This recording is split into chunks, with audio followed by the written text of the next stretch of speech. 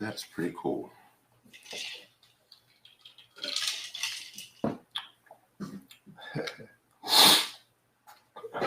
All right. Chum on in. First song. What's up, Tracy? What's up, Clarinetta? Keisha, what's up?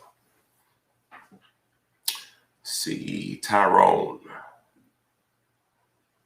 Talissa, Joy, Mary, Pam Gamble, Mrs. Terry, TK, what's up? All right. Come on in. Come on in.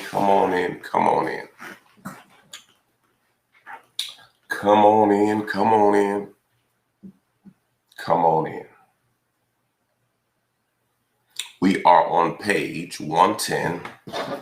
I think we're going to finish that out.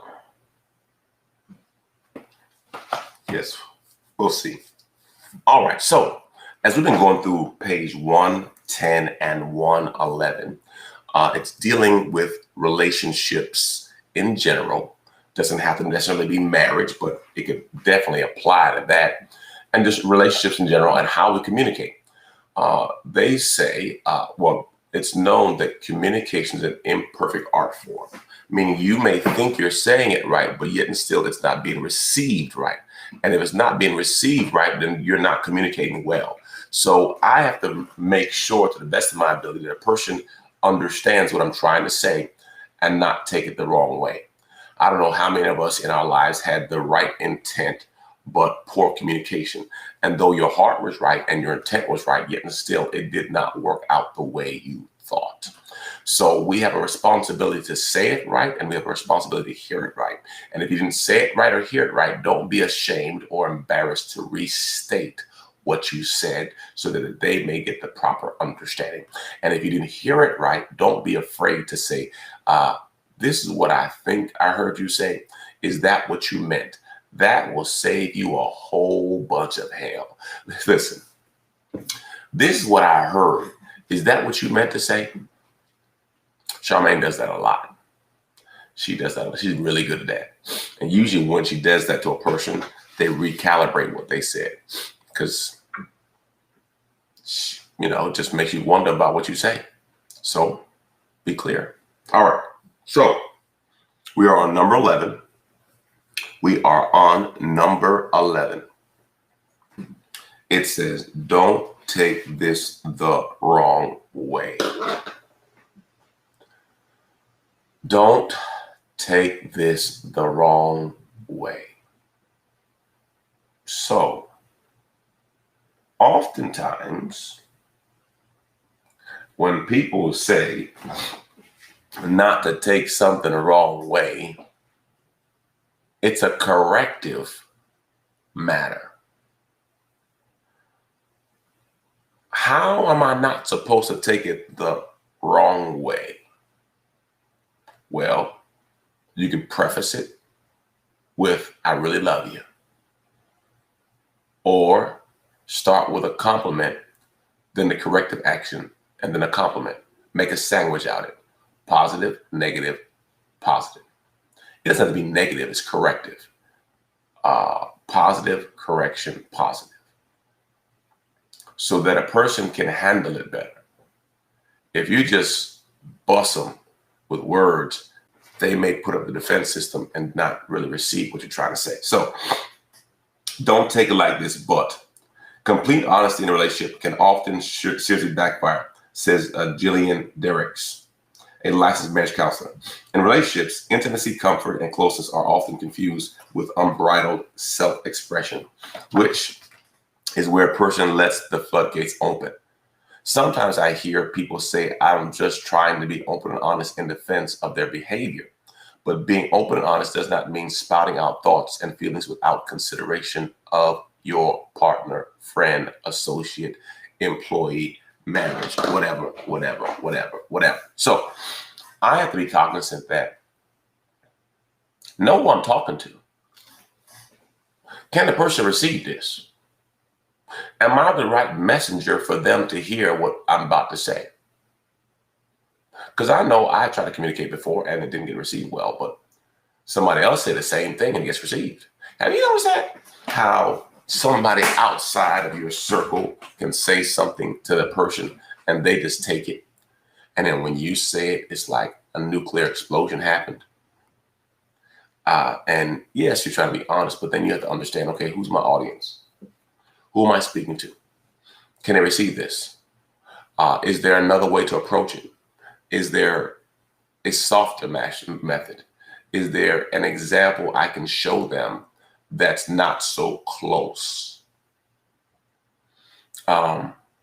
Because I want to be truthful. I want to be honest. At the same time, I mean what I say, and I say what I mean. So don't take this the wrong way.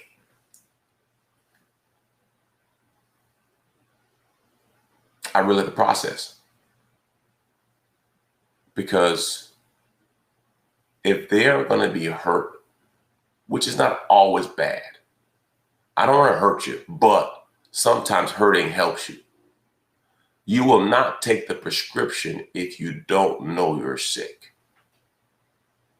And me not telling the truth to you, am I really helping you or am I hurting you long term? Have you ever seen something that someone needed to correct, but yet and still you didn't want to tell them? And then you saw the action being repeated over and over again. I got to ask you, what kind of friend will let their friend continue to be ratchet, foolish? I saw some members try to tell another member that, they should change, and it didn't work out too well. But again, you have to be open to receive. You have to be open to receive. It's amazing how people are so open to express their feelings, express their truth, but they can't handle the truth. So we have to develop enough humility to be able to receive when someone's trying to say something. Because, I know, or this is what I do. Someone says, Jomo, you suck at this. I said, okay. What are you going to do? I said, well, I'm going to analyze, I'm going to process, I'm going to take it to the Lord in prayer. And if God tells me I suck at it, I'll work on it. You're not going to defend it? Nah. You've already made your judgment. And I'm cool with that. Now, again, you have to be mindful of who you're receiving your information from. Because not everyone who gives you corrective action is worthy of you adjusting. There's some people who will give you corrective action and they need to worry about themselves. As the Bible says, why do you speak about the speck in my eye when you got a log in your eye? So you have to be mindful to not take it personally all the time. Here's another key thing I like to say this. If they don't know you personally, why are you taking it personally? I repeat, if they don't know you personally, why are you taking it personal? Receive it. You should work on this and work on that. It's part of it. It's part of growing. So what would you say, Jomo? Hey, man, I saw something and I would want someone to tell me. So I don't know. I don't know if you can receive feedback. So another great way to say this, are you open for feedback? If they say no, that's it. You're done. Keep moving. Because you're asking them, are you ready to hear something that you may not like? So that's a great way to do it. Hey, man. Hey, sis, are you open for feedback? Yeah, I'm open for feedback. When you had that conversation with that person, you could have did this and that. It probably would have worked out better for you. Okay, thank you. Open. Nah, I ain't open for no feedback. What's that? Okay, you're not open for feedback. Cool. Now understand, you will never change what you don't confront, and you can't grow what you don't know. Okay. So I will not grow in an area I do not know. And you'll never change what you don't confront.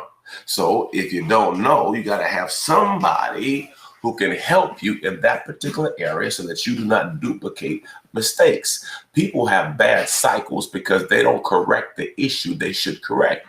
My people, Hosea 4:6, are destroyed for lack of what? Knowledge. Wow. So are you open for feedback? That will bless your whole life. All right. I'm going on to page 111 and number 11. Ooh, this is good. Sorry, but. Anybody gave you them sorry buts? Sorry, but. Sorry, but. What that mean? Sorry, but I'm going to give you the excuse for why I did what I did versus just having I'm sorry. I apologize. Don't apologize and then unapologize in your words after you're sorry.